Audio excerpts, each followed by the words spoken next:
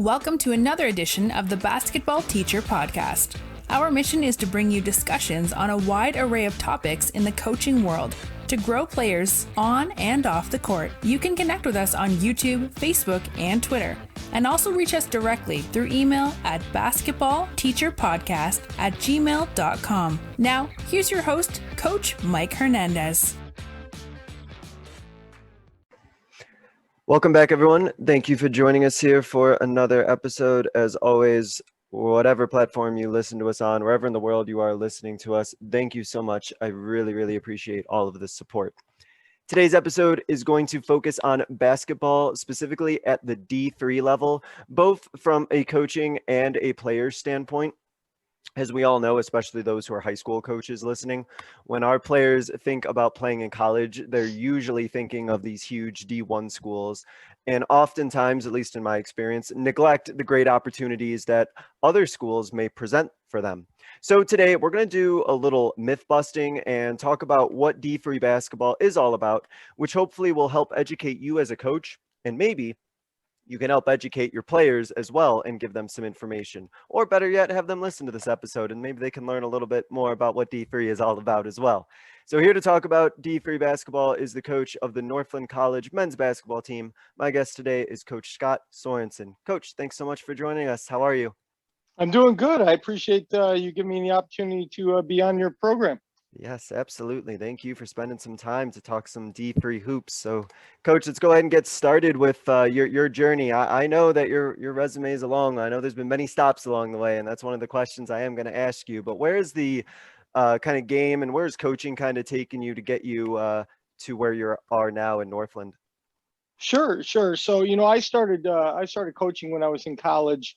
I was a head JV coach for a couple of years at the age of 18 and 19. So I was pretty young, coaching kids at the high school level, just younger than I am. From there, I was able to. I transferred to the University of Minnesota, where I worked for the men's basketball program for 2 years as a recruiting assistant and office assistant under Clem Haskins and Dan Munson. And I did some youth basketball and was fortunate enough to be a assistant high school coach for one of those years as well. We had to make sure that the NCAA was okay with that, and they were certainly. Then I graduated from the University of Minnesota, went to VCU to get my master's degree, spent 1 year as an assistant high school coach out at Collegiate High School in Richmond, Virginia. And that got me the opportunity, the VCU Sports Center program got me the opportunity to go overseas and become an assistant coach at a top division team in the Netherlands. And I was very fortunate to coach under Herman Vandenbelt, who's still the head coach for the Zwolle Hammers over there to this day. I was over there for 1 year. I wish I could have stayed longer, but it didn't pay a ton. And so when I came back, I was very blessed to be taken onto the staff at De La Salle High School in Minneapolis, Minnesota, which is my hometown. And I spent 2 years coaching for Dave Thorson, who's now an assistant coach for the University of Minnesota. And then after 2 years there, I made my jump to the college level, where I was a part-time, very small paid assistant under Coach Gary Gresh at Lakeland College. It's now known as Lakeland University out in Sheboygan, Wisconsin. Coach Gresh was a Dick Bennett player back at UW Green Bay. So I spent 2 years there. That got me the opportunity to be the second assistant at Division II Bemidji State in Bemidji, Minnesota, where I spent 2 years working for Coach Matt Bowen, who's now an assistant at Valparaiso. And that led me to a 4-year stint as a top assistant at the University of Minnesota Crookston. And that got me my first college head coaching job, which is here at Northland College. And I'm heading into year 10 at Northland College. And it's been a great experience, and I love it. I love the institution. I love the town that we're in. And I like D3 basketball an awful lot. So it's been a very adventurous life in the world of basketball, you could say.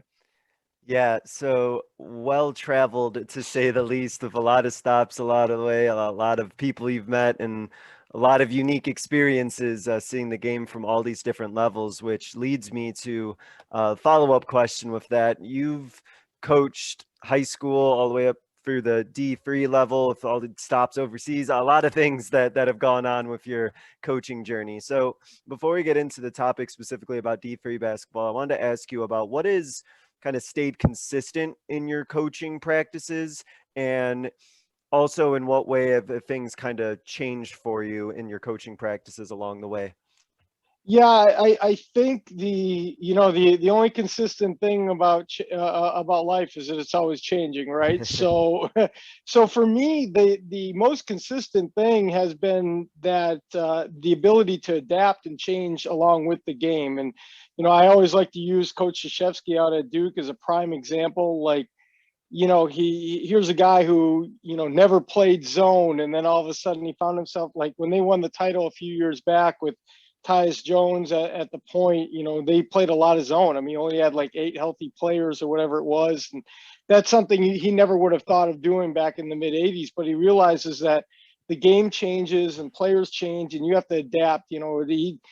As soon as, Calipari got the job at Kentucky, Krzyzewski kind of realized, if I don't start picking up these one and dones, I'm not going to have a chance to win in some of these games that, in the NCAA tournament. So I think adapting and changing is something that all of us as coaches have to do. You have to constantly be learning. But I think if there's something that really stayed consistent with me, it's the why. Okay, why am I doing this? Why do I, we all love the game of basketball as coaches. We all love to compete. Those are essential things that are buried into our soul. But at the end of the day, the reason why you coach is to help young men and young women, whether you're at the youth level or the high school level or the college level, you're there to help them achieve whatever goals they have. And that goes on and off the court as well. Like, we say it to our guys all the time. When a guy enters our program, by the time they're done with their sophomore year, we want to know, okay, what are you thinking in terms of, are you going to stick with this major? Do you need to change majors? What is your plan?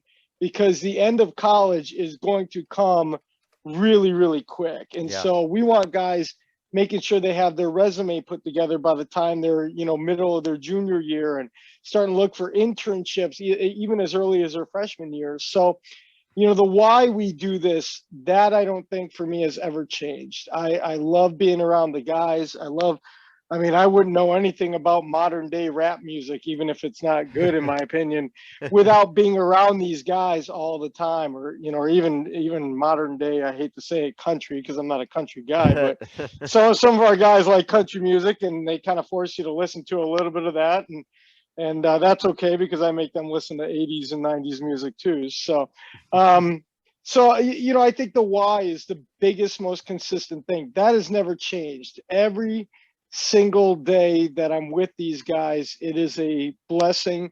It is, even when we butt heads, even if we disagree, even when they don't like the decisions I make, or I don't like some of the decisions that they make, what have you.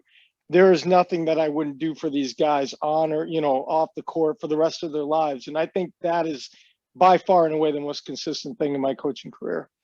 Yeah, I think having that why and having that purpose is just so important, and putting kids and putting students as people first. I think that's awesome, Coach. Um, so as we talked about, we're going to get into some D3 basketball here, and kind of lay the groundwork of this. I think that there's just a lot of either misinformation or maybe just a lack of information about what D3 even looks like and what a D3 basketball experience even looks like. So I'm just going to kind of open it up to you, Coach, if you can just kind of share some insight on what a D3 basketball experience maybe kind of looks like in general, and then how, that's kind of tweaked and maybe more specific to Northland as well. Right. There's a multitude of different things to it. And obviously when you talk about Division III basketball, the first thing that pops into the minds of the kids and coaches and, and the parents is the lack of the ability to give out athletic scholarship aid, right? Like that's what people think. They're like, well, you're D3, so you can't really. But what they don't understand is that oftentimes, the financial aid packages that Division III schools put together can sometimes rival that of what Division II schools can put together. And I spent 6 years as an assistant coach at 2 different Division II schools. When you see a kid post on Twitter or Instagram, Snapchat, what have you, hey, I just got offered by such and such Division II school. Well, yeah, that's great. And sometimes those offers can be very significant, even upwards of maybe a full ride, or, maybe a kid's getting half of his school paid for academically and the other half paid athletically, right?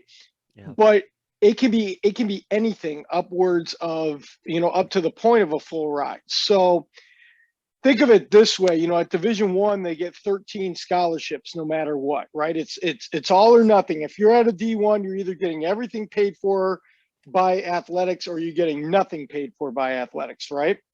At Division II, the maximum amount that a Division II program can pass out is the equivalency of 10 full rides. And what that means is, let's say a school costs $20,000 to go to school there, and that's all, that's all in. That's tuition, room and board, books, whatever. If it's $20,000 to go to a school, that means that the men's basketball program or the women's basketball program at most can give you an athletic aid would be $200,000 total for, 18 guys or 19 guys or 16 girls or whatever it may be. Right. So coaches have to take that money and split it up. When I was at a Division II, we had guys that were getting, it costs, I think at the time that the last year I was at a Division II, it cost like $25,000 a year all in to go to school. We had some guys that were getting $12,000, $13,000, $15,000 of athletic aid, but we had other guys that were getting $2,000 or $3,000. Now they had to come up with the rest of the money themselves, whether that be through loans or other scholarships or grants. And some scholarships they would actually count towards our total. So if a kid got a certain scholarship, even though it wasn't athletic money coming from the athletic department, that might count towards our athletic money. And so that actually limited some of the scholarship dollars we could get. Now that was a very specific type of scholarship. So that's interesting. yeah, it's different. So when you see a kid, I got offered by this D2, well, what are you getting? Are you getting an eighth of a ride? You're getting half a ride? You're getting 3/4 of a ride? Are you getting a full ride? All that kind of stuff. And what I discovered was in coming to Northland, we put together financial aid awards that oftentimes the bottom line, like that's what parents got to look at. That's what kids got to look at. What's that bottom line look like, right? Like, it may cost you, you may get $5,000 in athletic money, but you're still paying $12,000 to go to that school. You get $0 athletic dollars here, but you're only paying $6,000, right? Like those are some of the things that they have to look at. And I'm not, trying to disparage Division II at all. I'm just saying that sometimes those things you have to look at. Now, if a D2 school offers a kid and says that, well, we're going to pay for your entire schooling, I get it. So that's like the first part, right? Like that's the thing that everybody looks at. Right. From, some of the other parts with regards to Division III, like depending on the program, obviously at D3, it's kind of similar to Division I, Division II. There's, you have kind of your high major D3s and your low, your mid and low major D3s, because you have teams that have fancy facility. I've seen some D3 facilities that rival some D1s. Honestly, I kid you not. Like that will seat 5,000 in a bowl arena, and they got their own weight room, and I mean there are certain D3s that are certainly like that, and then there are others that are kind of your cut and dry, just kind of standard Division III school, just like a D2 or a D1 school would be. And so the experience that you get at Division III, it's just as time consuming in some ways, but not so much in others.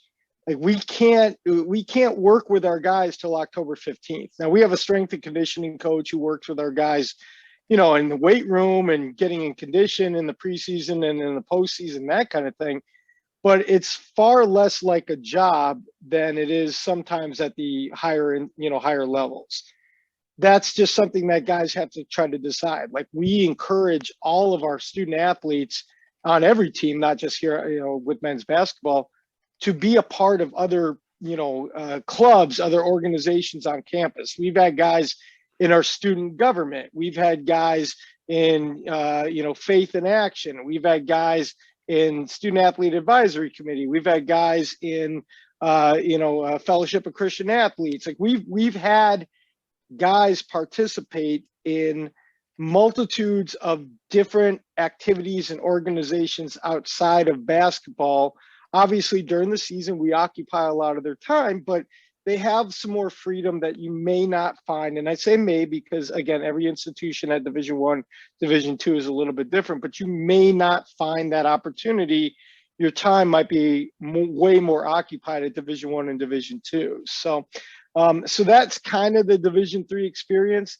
Keeping in mind, and this is something I try to stress to people all the time, I've run into situations with student athletes coming out of high school. Well, I didn't get that D1 offer, I'll just go play D3 basketball. Well, it doesn't quite work like that. Like, we as D3 coaches, we can get fired for losing too. That happens just as much at D3 as it, maybe not as much at D1 or, not quite as much at D2, but it does happen pretty, fairly often at D3. We recruit just like D1s and D2s. We have kids visit campus. We send text messages. We do social media postings. We have our, we do official visits. I mean, it is very similar to Division I and Division II in a lot of ways. So to student athletes who aren't sure, who you think they're just going to be able to just show up and play, it doesn't work like that at Division III either. We are very particular about the kids that we recruit that come on our team, because we need to win too in order to make sure that we're able to continuing to work and do our job. Sure. And there's a couple of things that you brought up in terms of the schooling and how it's paid for, as well as the focus on for students to get involved in other aspects. And this is something I kind of want to have you elaborate a little bit on, is that there's a lot of effort and a tremendous amount of work that has to go in for players to even be playing at the D3 level, to the point where a lot of their focus maybe when they were younger and going through high school is just playing basketball, and that's been their focus. And then they get to college, and as you can speak to, for the vast majority of D3 players, like, the ball is going to stop bouncing for them at a competitive level at the end of their senior year. And so I get the sense that it's really important for players who are coming into a D3 school to really have that mindset of kind of like, okay, what's next for me? Like, where do I go after basketball's done? Is that something that you've kind of had to work through or have had experience with in your time? Oh, absolutely. And for me, it's something that we want to try to get ahead of. Sure. Like let's face it, right? The world is a competitive place. The job markets for the type of jobs that students and student athletes and in particular are trying to get once they finish college. And so for us, we want to make sure that kids get the best type of education that they can, and get the opportunity to do whatever it is they want to do for the rest of their lives. So for example, right now we have 4 graduates who have graduated for us who are now full-time college coaches, 2 at the Division II level, 1 at the Division at an NAIA school, and 1 is a head coach of a smaller junior college. These are 4 guys who, when they came to Northland, they, some of them kind of knew what they wanted to do, but some of them weren't sure. And they decided at some point, either early on or midway through their career or what have you, that they wanted to coach college basketball. Now, of course, I told them don't, because it's like the dumbest, it's like the silliest job in the world, right? Like our whole, mantra is to teach about life through putting a leather ball through an iron hoop, to use, a quote from Hoosiers, right? That being said, that's what they wanted to do. They wanted to be able to impact lives through the sport that they love. I think that the opportunities that we as coaches have to be influential on those who are doing the hiring is so tremendous that we owe it to ourselves, not just to do it for the kids, but to do it for every kid that steps into our program. So, for example, I have a kid who graduated for us, I believe, in 2018, and I must have spent an hour with the director of human resources at a high school in his hometown because he was a finalist for a job. And I tell you what, I don't care if I need to spend 4 hours on the phone with this lady. It didn't matter. I'm going to do everything I can to help this student get to where he wants to be. And I use a really good example. So we have a really great forestry, natural resources, fishing and wildlife, fisheries and wildlife major, outdoorsy type majors on our campus. It's kind of a neat niche that we have. I don't know anybody in the Wisconsin Department of Natural Resources, but there's a whole lot of people there who know who I am at this point. Because every time one of our kids was like, hey, coach, I'm up for this job. Can you write me a letter of recommendation? Can you call somebody for me? You know, whatever it may be, that is something that I'm willing to do anytime, 24/7. It doesn't matter to me. When a kid comes in at the D3 level, because of the fact that, you know, hey, I understand that they're choosing to pay, you know, a amount of money to go to school to get their education, and they're choosing us because of basketball, and they can go anywhere, right, and get it, just, you know, get a good education. Here they're doing it because they want to be a part of the basketball program. I want them to know that I understand that, I appreciate that. You're going to fight for us and our team for 4 years. I'm going to fight for you for the rest of your life. And I think there's a lot of value in that. Now, that's not to say they can't get that same thing at Division I, Division II. I'm sure they can. But for me personally, you know, I know they're not, you know, I'm not giving them a scholarship and saying, hey, you're working for me now. You know, I don't have anything to hold over their head other than maybe some playing time, right? Like that's the only thing. I can't say, well, I'm going to take away your scholarship. I can't do that. So I know that they're choosing to come play for us for a specific reason. And I take that very, very seriously. And I'm sure a lot of Division III coaches probably feel the same way.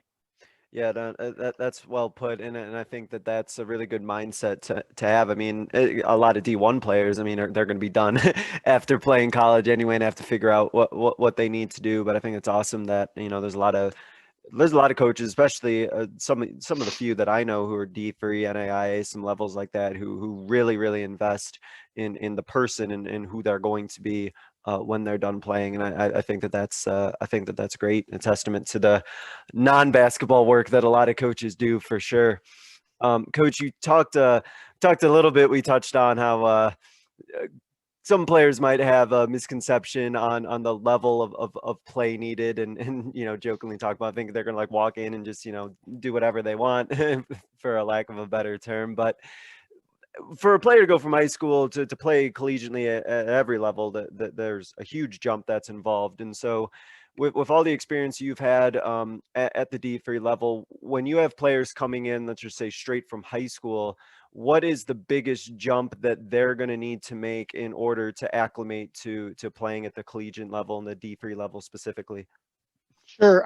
You know, the biggest difference between Division I to Division II, Division II to Division III, or even 1 to 3 is always going to be the athleticism, the strength, the size, you know, some of those things that players can't control. Like if you're a 5'11" guard and you're going to go play college basketball at any level, you better be pretty skilled.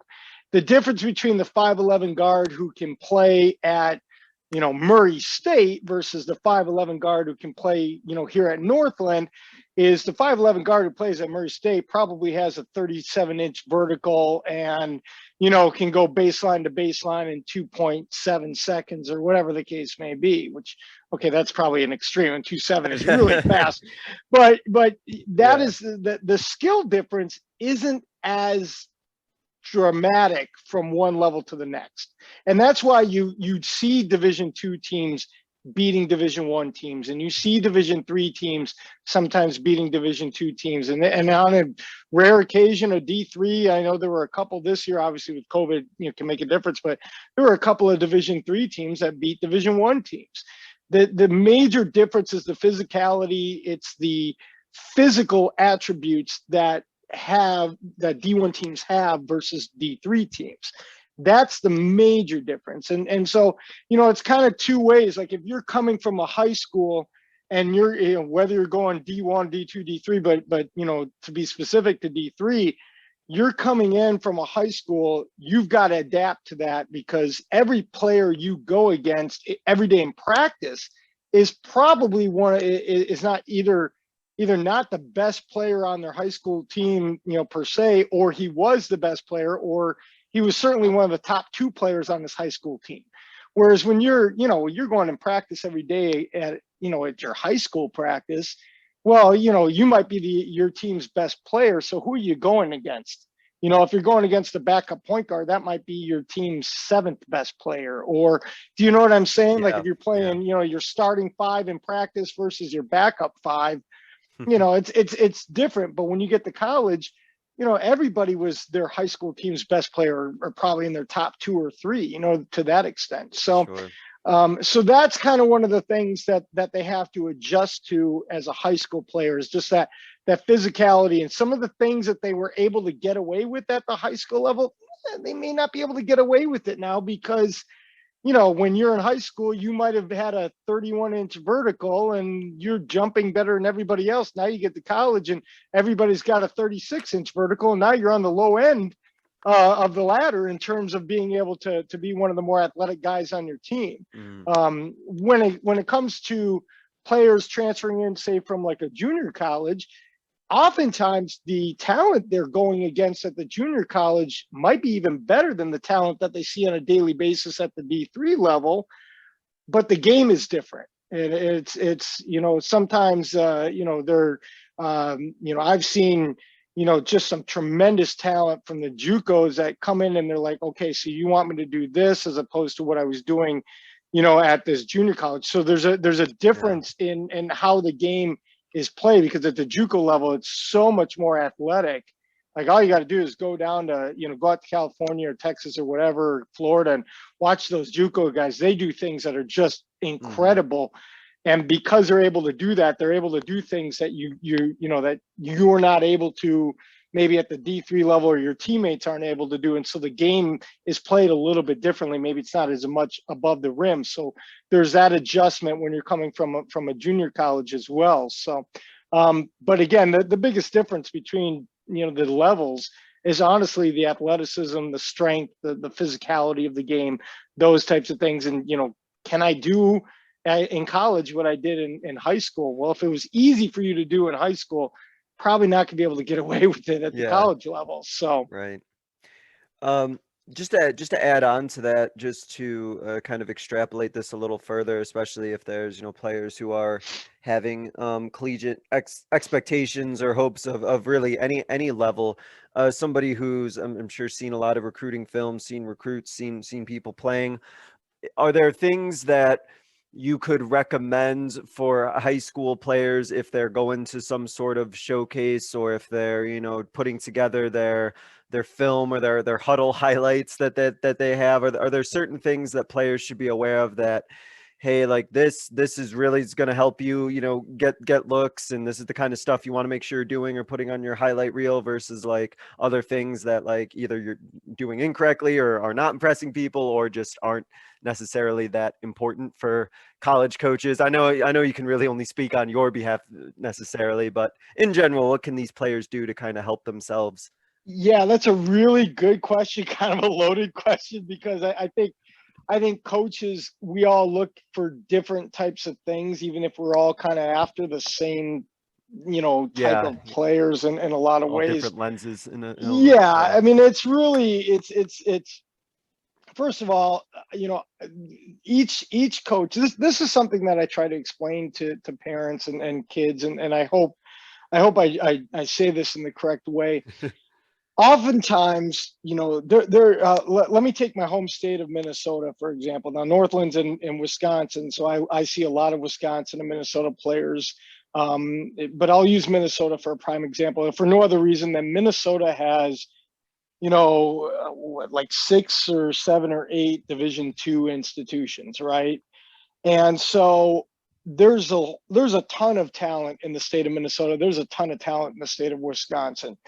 And you'll get to the end of the summer and there'll be a kid that is probably good enough to play Division II basketball, but there's only so many spots available, right? So you'll have people on Twitter and Instagram and whatnot. And I apologize, I have a little bit of allergies here. So, but you'll have people say, how has this kid not gotten an offer yet? Or how has this kid not gotten a scholarship from at least a Division II or what have you?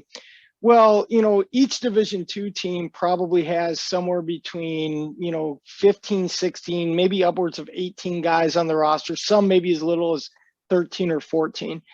If they all have 3 or 4 different, 3 or 4 seniors graduating in a year, and maybe some of them are like, we talked about scholarship dollars initially, maybe a couple of those guys are their lower money guys, right? Like $3,000 guys versus the $23,000 guys. Well, there's only so many spots at these schools, and there's only so much money to go around. And schools are going to offer the kids initially the ones that they really like the most. And that's not to say if you get an offer in April that schools, were sleeping on you, so to speak, or anything like that. But there's only so much room on rosters. There's only so much money from scholarships to go around. And so I try to explain to people that when these teams are recruiting, they're looking for specific things, right?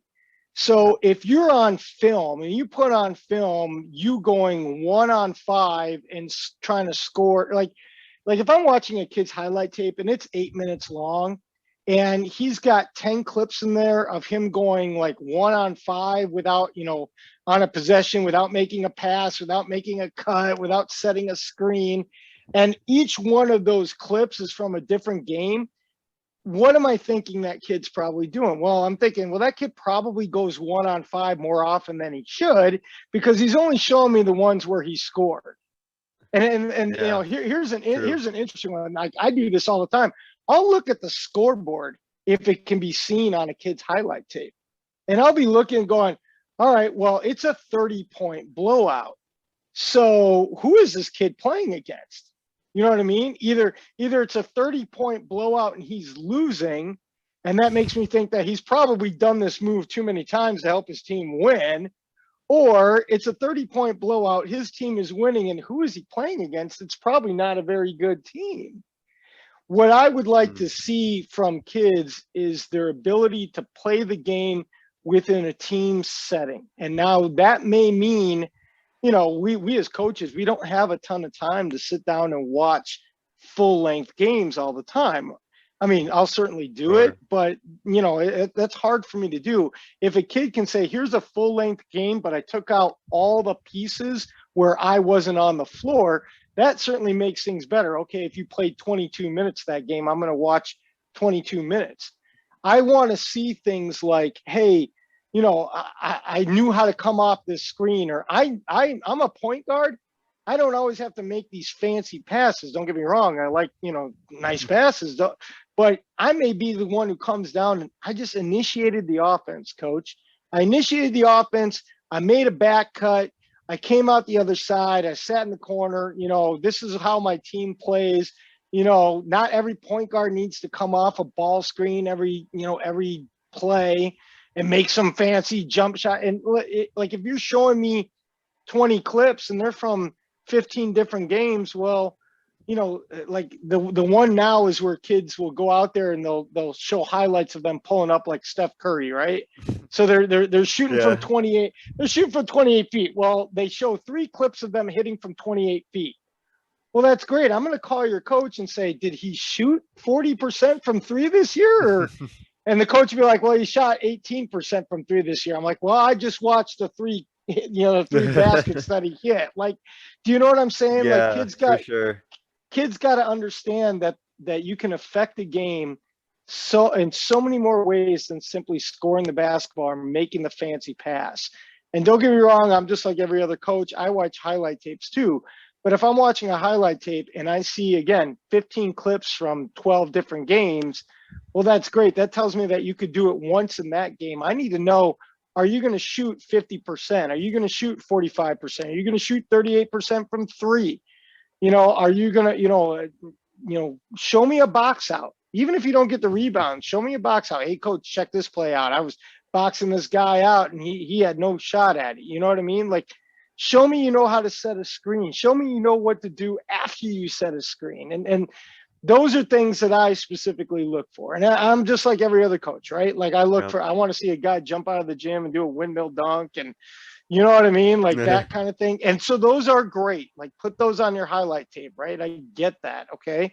And put made baskets on a highlight tape. But if you show me 3 threes that you made from 3 different games and I call your coach and he tells me that you shot 21% from 3, well, great. I just watched the 3 threes that you made. Like, what did you do? Yeah. I'd rather call your coach. Like, don't even like show me you coming off a flare screen 3 or 4 times and making that shot. So I know you know how to do that. And then I call your coach and he says, yeah, he hit 39% from 3. I'm going to be like, that's the guy I want then. Because he knows how to move. He knows how to catch and shoot. And I know he can do it consistently because the stats will tell me that. You know what I mean? So like to me, and this is, not to drag it on, but when I was coaching over in Europe and Herman and I get along so well, we still stay in contact to this day. And I'd say, Herman, how do you go about, there's so many Division I guys and Division II guys and Division III guys out there. How do you go about deciding which guys film, whose agent you're going to call to watch their film? Because the European coaches, they can't come over to America all the time to go scouting and whatnot. Right. And he said, you know what? One of the first things I look at is their field goal percentage. And I said, well, why is that? And he said, I still believe in this to this day. A kid's field goal percentage, and it's got to be more than he took 5 shots on the year. You know what I mean? Like he goes 4 for 5, he shot 80%. No, somebody who consistently played probably shot 8, 12, 10, 12 times a game. A kid with a high field goal percentage either takes good shots or makes tough ones. And if you show me on film that you made a really tough shot, but I call your coach and he says you shoot 32%, that means you're not doing it consistently. And that's where the film and the stats have to, like, don't tell me, hey, coach, I average 15 points a game.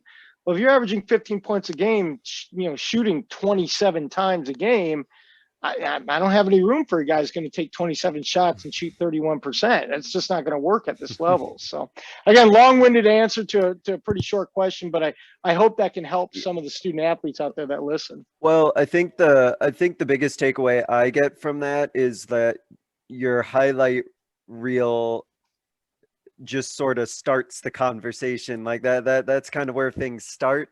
And there's going to be a lot more investigating that's going to take place beyond that. And I like that you mentioned about the things you look at the film, looking at the scoreboard and everything, because sometimes maybe your highlight reel might give away more information than you want it to. Well, I'll tell you this: I started recruiting a kid several years ago.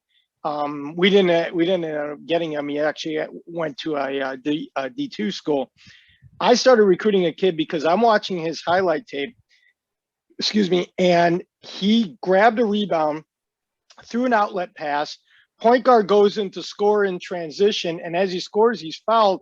And I don't even think the kid realized, but he left the clip on there long enough to show him sprinting down the floor as the point guard is going in to score. Point guard gets knocked to the ground, and he sprinted over to his point guard and helped him up. And this kid was, he was pretty good all around. Don't get me wrong, but that was enough for me to go, you know what? This is a culture guy that, his talent is enough to help to get him to play. Like your talent's going to get you on the floor, whether you stay on the floor to help a team win or win a championship. That depends on how much you buy into what the coach is trying to get you to do. And any guy who runs from rim to rim and it's the first guy over to pick up his point guard off the floor has got my attention. Absolutely. Yeah, that's awesome. A nice example of giving yourself a better opportunity by leaving some things there on the film. That's really cool. You talked about the limited positions and availability that exists for players who want to play at the collegiate level, and I know that is just as limited for those who have college coaching aspirations as well. So we know that we have, former players who want to get into coaching, or maybe some people who are in high school and looking to maybe jump up and, they want to get involved in college in some way. So for those listening who either are or know somebody who has aspirations to coach at some form, shape, or fashion at the college level, what should those aspiring coaches know if that's the type of move that they want to make? Right. First of all, know that there's no one way to skin a cat, right? So at the end of the day, my journey is different than so-and-so's journey is different than this. And the truth be told, this is something that everybody knows, nobody really says, but the truth be told, you flat out have to just get lucky. I mean, you really have to get lucky. And I give you an example. Like, I was not the first choice of Northland College when I, you know what I mean? They offered it to several other guys at first. And a lot of those guys were like, well, do I really want to leave and I mean, I'm talking about D1 and D2 guys, do I want to go down to D3 and that kind of thing. And so I flat out got lucky because there were a few guys that turned it down, and it ended up coming to me. And I'm like, you know what? Yeah, I want to be a head coach.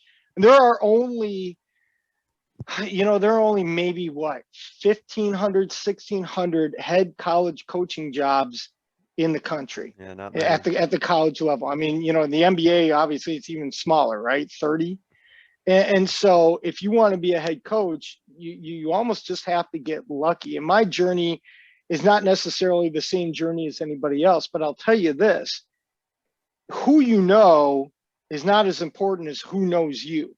Now there's a difference there, right? Like, I know some Division I guys personally that if I see them on the road, they'll, hey, how are you, Scott? Good to see you, whatever, right? But I don't have their number. I can't text them or call them or whatnot. You know what I mean? Mm-hmm. That being said, I also have my handful of people that I consider dear friends, personal friends, that are at the Division I, Division II, Division III level, that anytime I call and say, hey, can you help me out with this? Like, we had a game a few years ago where, we use Synergy. I'm sure you're probably familiar with Synergy as a scouting tool. We use Synergy, and we're looking at the other team's best shooter going into a game. And this is just the weirdest thing. Kid had a much lower points per possession when catching and shooting when he was unguarded versus when he was guarded. Like, he shot worse when there was nobody around him. And so I couldn't believe it. It was almost like half a point less per possession when he was unguarded. And so I called like 2 D1 guys I know, 2 D2 guys, a couple of D3 guys. Like, what would you do? How do you, is this something I should try? Have you ever done this before? And like, the guys, there are guys that know me, that if an opportunity pops up and they think I would be a good fit, they know who I am and they would call on my behalf, even if I didn't ask them to. So it's one thing for you to say, oh, I met this guy, I know this guy, or I see this guy, or whatever. I sat next to this guy at a recruiting event. Who you know is not nearly as important as who knows you. And so networking is really, really important, but you pretty much have to flat out get lucky. Now, in getting lucky, I've always believed as well that you have to create some of your own luck. So how do you create some of your own luck? Well, that may mean that you have to give up a job or take a lower paying, regular citizen job so that you can go be a volunteer at a college somewhere. So for example, when I was at Lakeland, they didn't have a salary for assistant coaches. We had 2 grad assistants, and Gary was so nice to me. He found, $1,000 in the fundraising account to pay me for the season. And I would wake up every day at 5 o'clock in the morning, wait for a phone call to come in to go substitute teach. I'd go substitute teach all day, go from substitute teaching to practice, get done with practice, run over to the cafeteria, grab a quick bite to eat, go back to my office and spend time on scouting reports, or I was in charge of the alumni club, making recruiting calls, whatever it was that needed to get done. And I'd be in my office till 10, 11, 12 o'clock at night, go home, sleep for 5, 6 hours, wake up and do it again the next day. Wow. It was that important to me. This is what I wanted to do since I was a kid. I wasn't a great basketball player, so making it to the NBA wasn't going to happen. So how do I get into college coaching? Well, it was one, I was going to do everything and anything I could. I was going to grind it out every single day. Coach Thorson at the University of Minnesota, who I worked for at De La Salle, always, grinders win, grinders win, grinders win. Like that's what, if you want it, you got to grind it out. And that's what it was. Yeah, that's what it was all about. And then I went from 2 years at Lakeland. I got lucky because one of my best friends became the top, Matt Bowen, who I worked for 2 years at Bemidji State, who's now the assistant at Valparaiso. Matt just got the job at Bemidji State, and he hired one of my best friends to be his top assistant. And he was like, look, part of my salary is this hotel room. Like literally they were paying him a salary and giving him a hotel room to live in. And his wife was like, no, we ain't living in a hotel room. And she got a really good paying job up there. So that worked out well. So he's like, do you want to come be with us? I don't know how you're going to make money, but at least we'll have a hotel room for you to live in. And so I met with Matt. Matt was like, hey, do you know anything about tennis? And I was like, well, I played in like 8th grade. You know what I mean? Like I know the rules. And I ended up getting the head women's tennis coaching job at Bemidji State for 2 years, which is a D2 school. So that's crazy enough, right? I'm coaching a sport I've never coached. I didn't play at a D2 level. And we ended up taking 4th, and my best player ended up being MVP my second year doing it. But that job only paid $6,000 before taxes. And so it was important to me that I needed to create my own luck, right? I needed to show people not only that I was a good coach, but that I was going to do whatever it takes. And if you needed me to stay up till 2 a.m, if you wanted me to go recruit and get back home at 3 o'clock in the morning, driving back. And then from there, you know what I mean? Like whatever Matt always says it, what does it take? It takes what it takes. It took whatever it took for me to be able to put myself in a position. Now, not everybody can do that, right? Like there are a lot of coaches who have kids and wives and mortgages and car payments. I became so determined early on that I made sure that I wasn't going to take on, I mean, other than my student loans and, my car payment, which, I paid that off.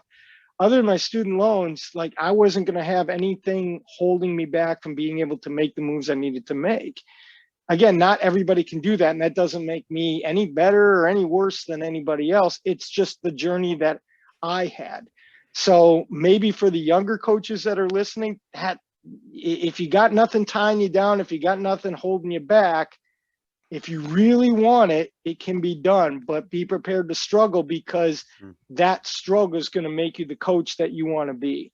So that's kind of I don't know if that's really advice. I think it's a good point that, if there's certain, sacrifices or certain things that may have to be done. And if, you're not in a position to do that, that's okay. But there's probably going to be at least one person who is, and that's in a sense might be who your competition is. And, I think it's just good to know that like there's a lot of people who can't, but there are also probably a lot of people who can or who are willing or just have that flexibility to make that happen. And that's neither right or wrong. It just sort of kind of is what it is sort of thing, I think is what it comes down to. Let me throw this in there as well. Nobody does it on their own. Okay. You've got to have people who support your vision, your goal, your dream, whatever you want to call it. And that is across the board, right? My mom huge fan of me and my dream. And since I was a kid, she was always, go wherever you got to go. Like when I went to Europe, she was like, do it. I'm like, well, you sure? Like, she was a single mom who raised 3 kids, and she's one of the most important, if not, top 2 most important people in my life. And, I'm like, you sure? I need to be here to help you out. And she goes, this is what you want to do. Go do it. And I support that. Mm-hmm. I also have my fiance, right? Like that's a big, huge deal. Like you want your support system to understand. That doesn't make it easy, right? Like it's not easy. But my fiance, when I worked for Coach Haskins at the University of Minnesota, and I sat down and interviewed with him, he's like, so you want to be a college coach? And I was like, yeah, that's the dream. That's the goal. That's what I want to do. And, we talked about like things other than basketball, right? We talked about life. We talked about, marriage and those types of things. And what he told me, and I still hold this dear to me in my heart, is he said, if you try to keep your family and your basketball family separate, you're going to struggle. That's why coaches have one of the highest divorce rates in the world, because coaches try to say, I got my basketball family, I got my real family, and it doesn't work. You want your family to be a part of your basketball family and vice versa. And so, and believe me, I went through enough relationships to learn that if they're not on board, so my fiance, who works here with us at Northland College, she works in the business office at Northland College. She is our director of basketball operations. I don't pay her. I mean, I give her, some shirts and, travel gear or whatever, but without her keeping me in line, saying, hey, if you don't order the practice gear by this date, you're not going to have it in time. Or did you get this done? Did you order the meal, the travel meals for the bus, or whatever it is, camps, clinics, our elite camp, whatever it may be. She's the one helping me organize all of that. And I decided a long time ago that I need her to be a part of my basketball family, and I need my basketball family to know who she is and to, blend them together. I think that's the best way to do it. So if you're thinking about making it, if you're married, or if you have a family, or if you have a girlfriend, whatever, make sure that they're on board with it. And I'm not saying get rid of anybody, but you know what I mean? Yeah, it's gotta have an honest conversation. Yeah, they got to be on board with what you're trying to do, because I think it's probably, in my opinion anyway, it's too difficult to try to keep them separate, to try to keep your family separate, to try to say, by the way, I'm going to make a lot less money for the next 4 or 5 years trying to climb the ladder. Are you okay with this? I mean, you better know. And if they have your back, then, shoot, go for it. Like, that's the best way I can say it.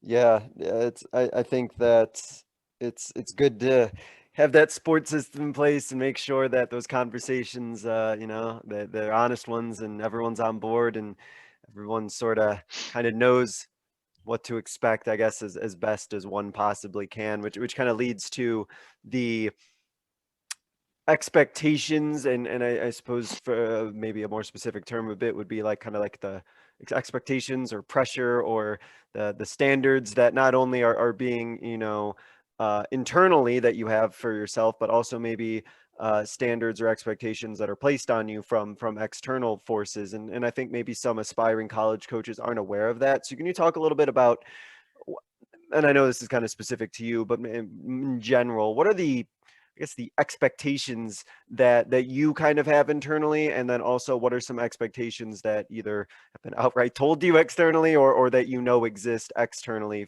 in being a D3 coach? Yeah, at the D3 level, because we're not giving away athletic scholarships, like every student is vital to the institution, right? Because they pay for room and board, they pay for tuition, whether it's through scholarships that the school gives them, or external scholarships or grants or loans or whatever the case may be. So there is an expectation. Most D3s are like this. I don't think there are any that aren't, but most D3s are gonna have a minimum amount that they need on the roster. Some are higher than others. Some D3s, just like a lot of NAIs do this as well, have a varsity reserve or JV program. So So one of the main ways that the institution can justify paying coaches, assistant coaches, travel budgets, gear, whatever their budgets allow themselves to have, is by having a certain amount of student athletes on their roster. Now we at Northland do have a number I have to hit. It's not particularly high, at least compared to a lot of other D3s.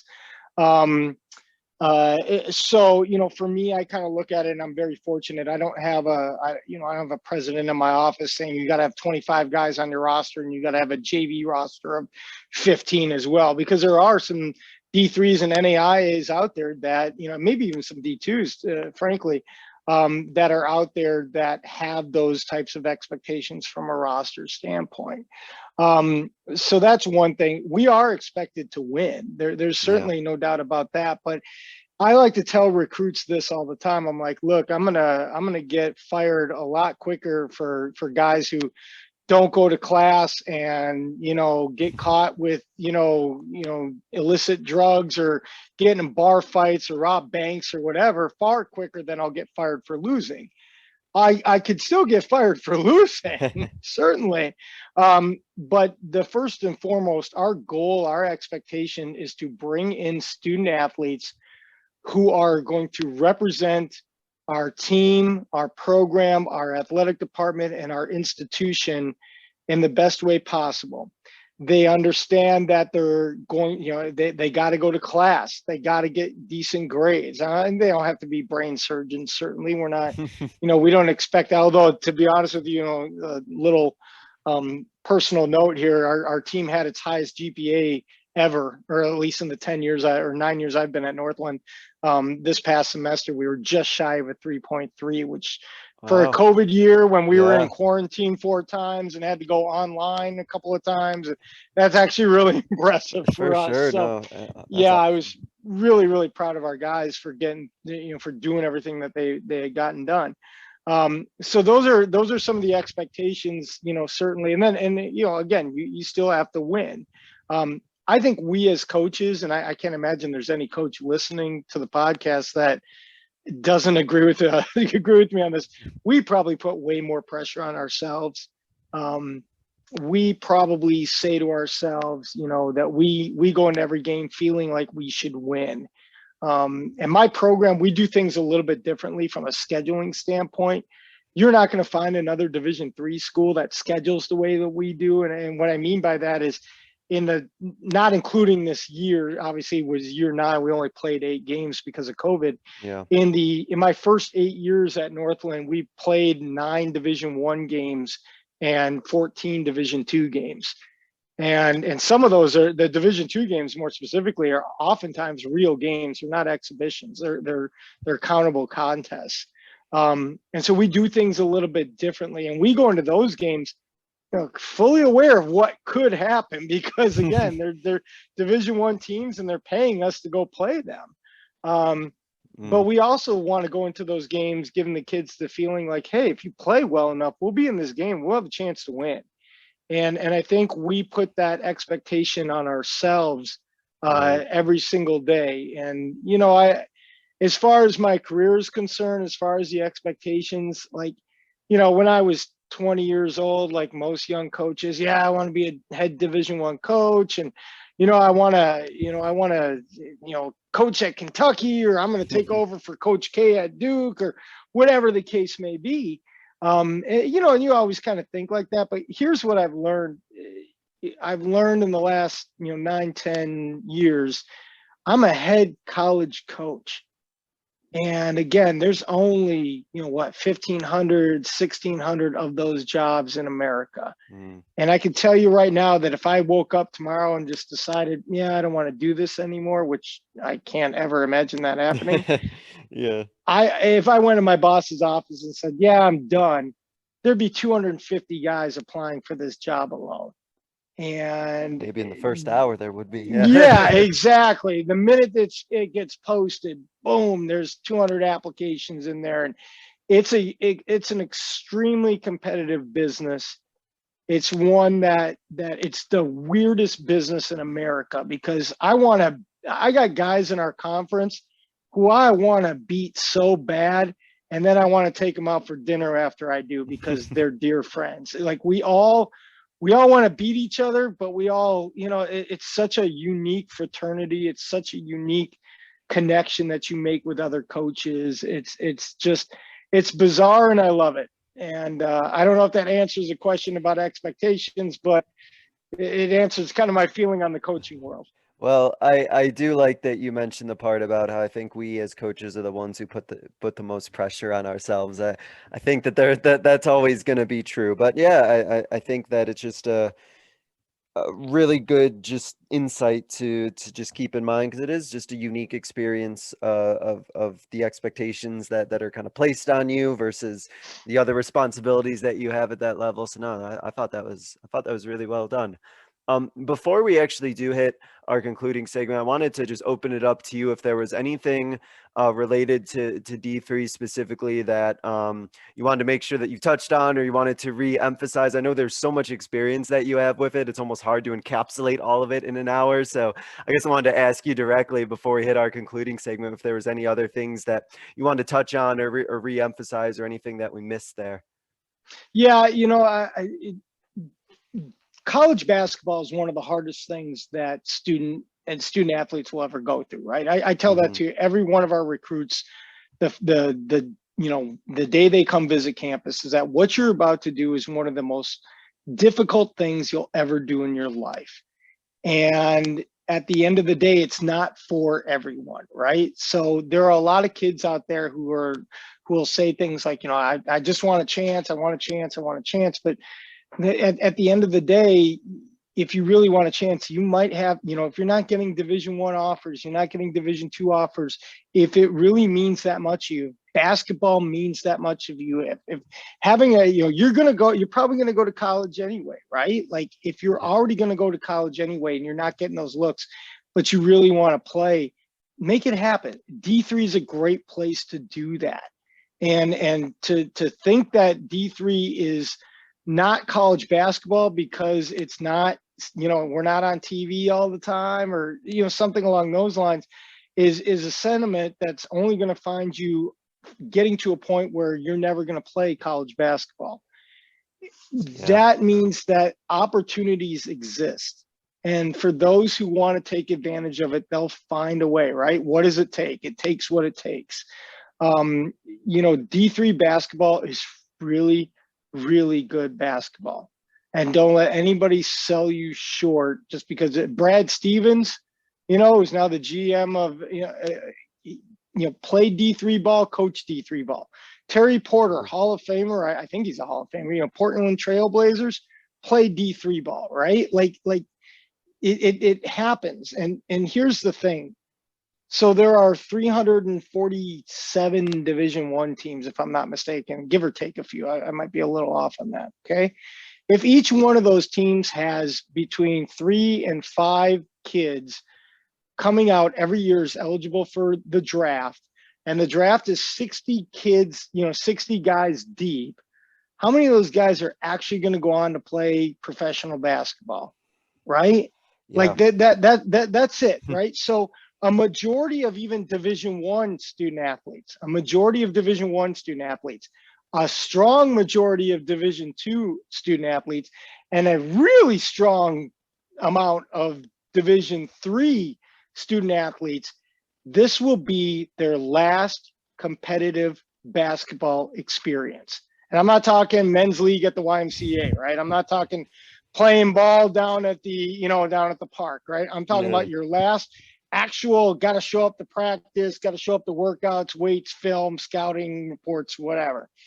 So if this is going to be your last college basketball experience, make it the best one possible, right? And D3 offers that opportunity.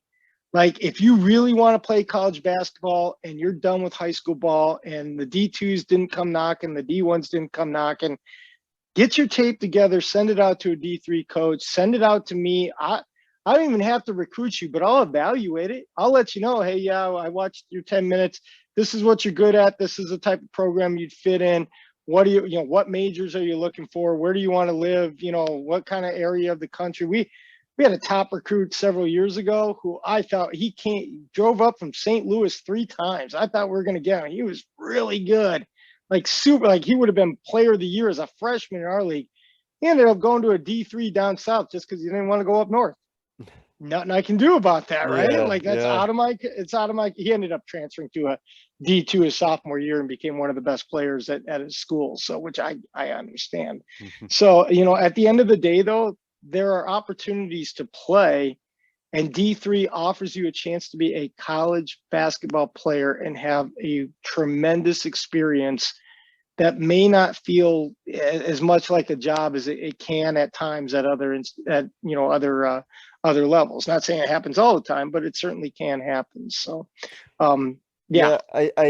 I think that that's really important though, what you said about like, if, those options for like a D1 or D2, they're not there, to really consider what those options are, because I think just having that regret of not having taken advantage of it once, you're done with college, and to think like, oh yeah, I probably could have just played basketball. And if I had just, opened my eyes to more opportunities, or tried that more. Because, and I mean, as we both know, it's a very small window that you get to be playing it at that sort of level, and to make sure that you're keeping that in mind, because once it's done sort of thing. And I'd hate to have that sort of regret if by not just having your options open.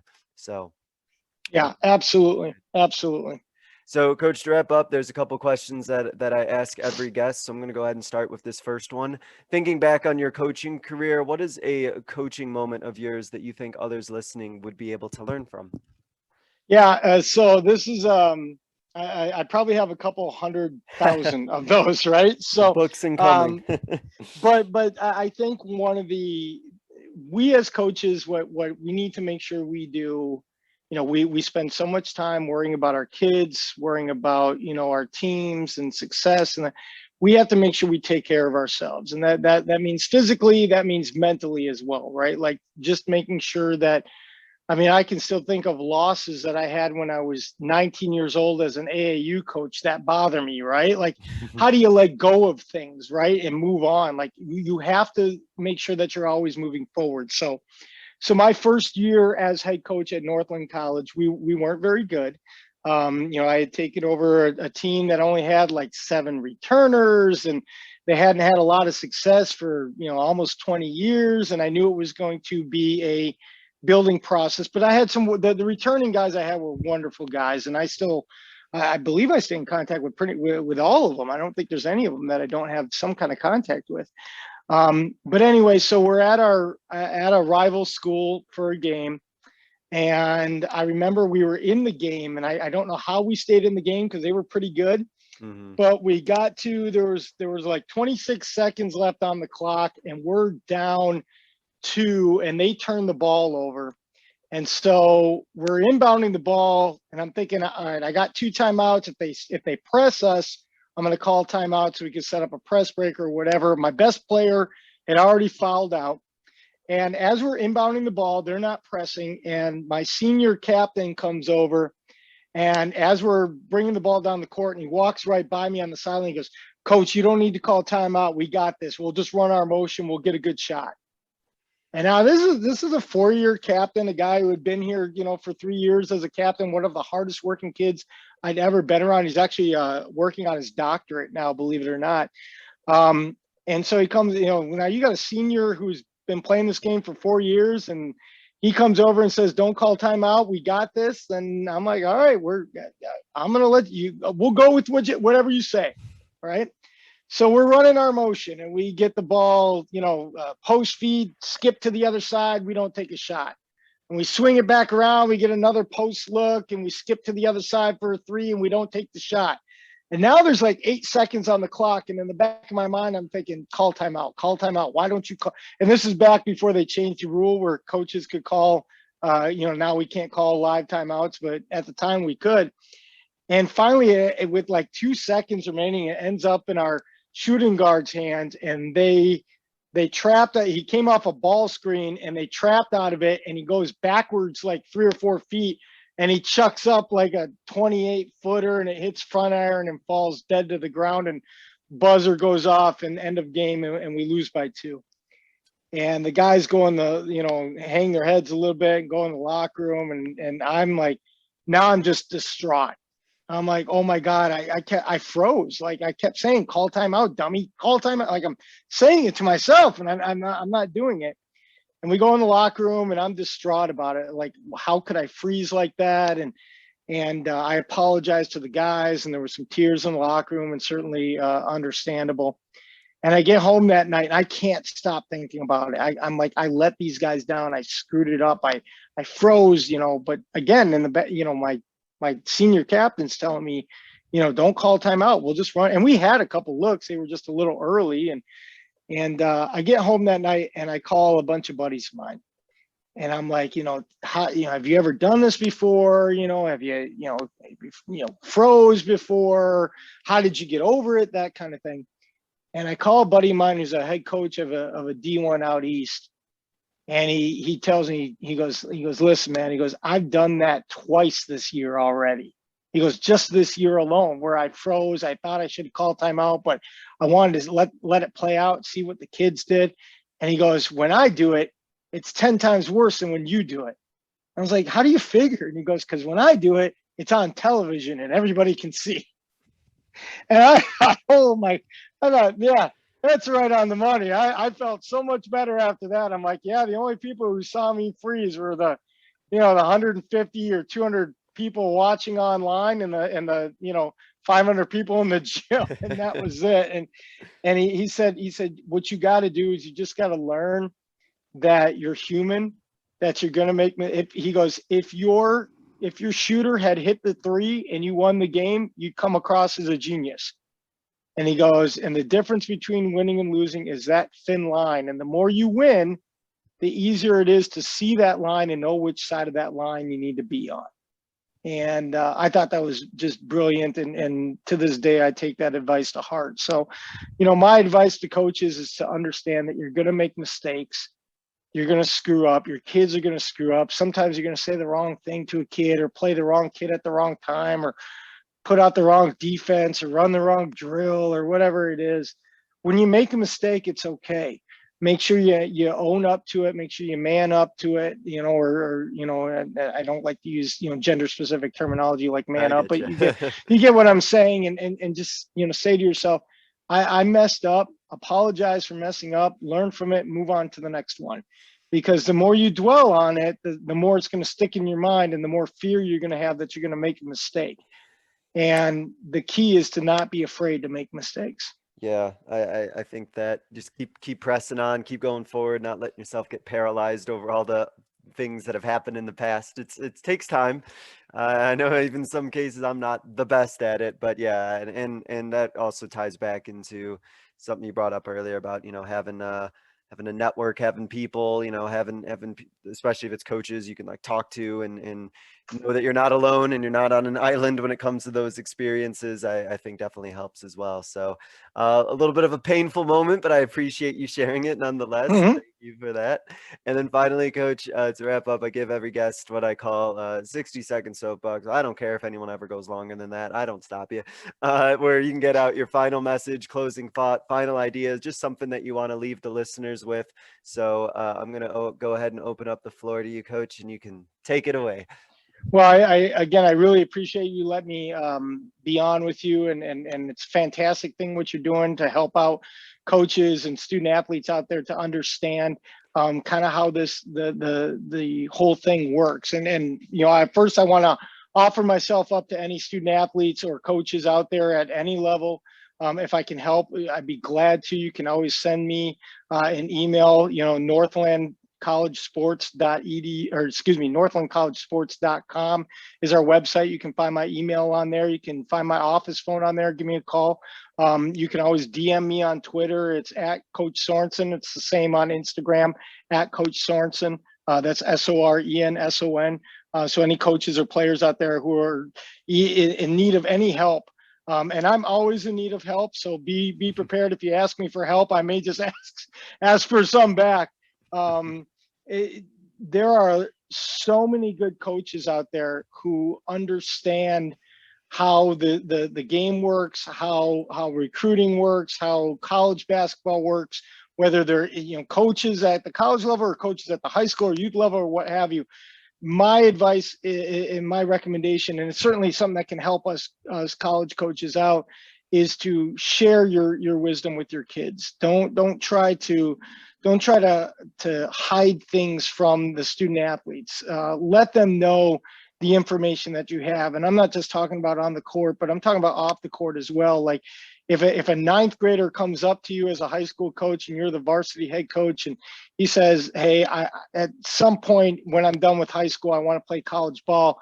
How do I go about doing that? Share the wisdom that you have, because a lot of coaches out there have so much information and so much wisdom on how this all works, that the earlier and the more you share with these kids and the more you help these kids, the better off that you're going to be with your program, the better off these kids are going to be. So I encourage all coaches, don't sugarcoat things for kids. Don't hide what you know. Share what you know. And if you don't know something, ask somebody, find out, call a coach, hey, call your local college coach. Hey, this kid really wants to play, college ball. He's only in 10th grade. Do you mind taking a look at him and telling him what he needs to get better at in order to play at that level? Or how does it work with recruiting? When should kids reach out? Or, if you're a junior college coach, knowing what it takes for a kid to be able to transfer to a Division I or transfer to a Division II or transfer to a Division III, like, what are they limited to? What kind of GPAs do they need to have? How many credits do they need to bring in?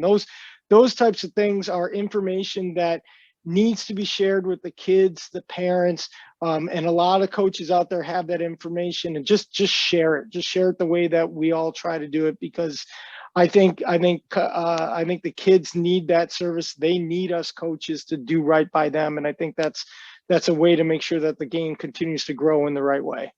Yeah, and I think that a lot of coaches undersell how much it is that they have to offer and how much knowledge that they actually have, not only to share with each other, but to share with their players. And there's so many experiences that are just wholly unique to each coach that they have, that they can connect with one another, share what they have to one another. I think it just makes players better, makes them better as people, and just makes the game overall better. So that's really well put. And I thank you for adhering to that by spending some time talking to me and sharing your knowledge as well. So I appreciate that a lot. And I just want to say thanks for talking about your school, about Northland, about the D3 college experience, both from a player's perspective and a coach's perspective. I know I learned a lot from this, and I know that those listening did as well. So I hope this upcoming season is as normal of a season as possible, and that we put all the COVID stuff behind us, and that you guys have a successful season. And so thank you, Coach Sorenson. I really appreciate you joining us. Good luck next season. Thank you, sir. I appreciate it. And good luck to you guys and all the coaches out there as well. Awesome. And thank you all for listening. This was another edition of the Basketball Teacher Podcast. We'll see you guys next time.